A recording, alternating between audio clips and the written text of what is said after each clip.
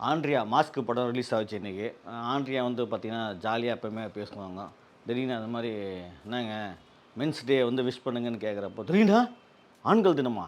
இன்னைக்கா? அதுபடி நான் ஒண்ணு கேள்விப்பட்டதே" அப்படின்னு ஷாக் குடுத்துட்டாங்க. அட கடவுளே! மகளிர் தினம் கொண்டாடுறோம், உமன்ஸ் டே கொண்டாடுறோம். ஆனா ஆண்கள் தினம் சொன்னோனே ஷாக் ஆயிட்டாங்க பார்த்தீங்களா? ஏன்னா அவங்க ஆண்களோடயே இருக்காங்க. அதனால வந்து அத பத்தி நான் திங்க் பண்ணல அப்படின்னு ஒரு ஜாலியா பேசுனாங்க. அத கூட ஜாலியா எடுத்துக்கலாம். ஆனா இன்னொரு ஜாலி பேசுனாங்க பாருங்க. "என்ன மேடம் இந்த மாரி தயாரிப்பாளர் ஆயிட்டீங்க நீங்க. நீங்க தான் வந்து காணாம போட்டீங்க." ஐயோ! நான் வீடு வித்து போட்டுருக்கேன் அந்த காசு. வீடு வித்து போட்டுருக்கீங்களா? அந்த காசு எனக்கு நான் நடிச்சு தான் எனக்கு சினிமா தான் பணம் குடுத்தது. அந்த பணத்தில தான் நான் வீடு வாங்குனேன்.